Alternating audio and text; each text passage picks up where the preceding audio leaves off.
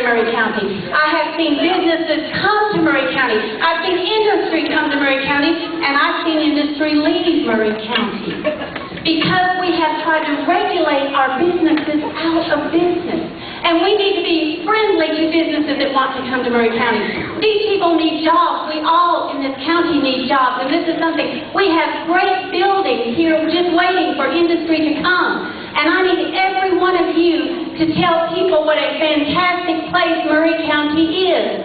We moved here 25 years ago. We had moved 10 times in our life. And when we came to Maury County, we knew that this was going to be home. So we need to encourage people by word of mouth and tell them what a great place Maury County is. We want to build $100,000 homes, and we want to build $400,000 homes, and we want to be able to live on our farms. When I went home last night, I called Valerie. I said, Valerie, I'm trying to get in my house, but there is a huge white turkey at my back door. My sons bought their dad 3 huge white turkeys for his birthday. And those turkeys love to come and look in the windows of our house and watch the people. I love the rural aspect of Maury County. We've got to be pro-business. We've got to be pro-life. We've got to be pro-individual rights. And we have to be pro-the United States of America. And stand up for that. In 1854, a couple of dozen people met in Wisconsin. And they met because there was a social ill in this country with which they did not agree. They met because they didn't want the institution of slavery to be expanded.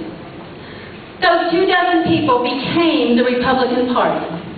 Because the truth of the matter is that the Republican Party has always been the party of civil rights. The Republican Party has always been the party of individual rights. About 100 years later, the only thing that changed was the rhetoric by other parties saying that they were the party of civil rights. We always and have been the party who will stand up for people, stand up for business, and stand in the gap. I see in our country today something else getting ready to take over our country. Now, it might not be slavery, but you know, I have 9 grandkids who are born into debt the day that they're born, and they've never worked a day in their life. It's time for us to stand up for people, and for our individual rights, and for our businesses, and for our county. And I want my grandchildren to want to come back here. And it's the Republicans who have always stood in the gap when there was a social ill in this country. And ladies and gentlemen, it's time for us to stand in the gap now. Several people have said to me, well, Sheila, you know, you're getting your name out there. You're about to be pretty well known. You might get elected next time. No, we're not going to wait. I have to tell you from the bottom of my heart, nothing about this election is next time for me. And I hope that every candidate in this room feels the same way. Because it's time for us to stand in the gap again as the Republican Party and be proud of it.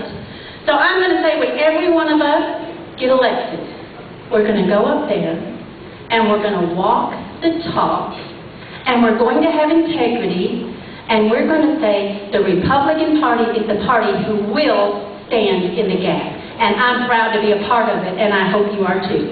Thank you.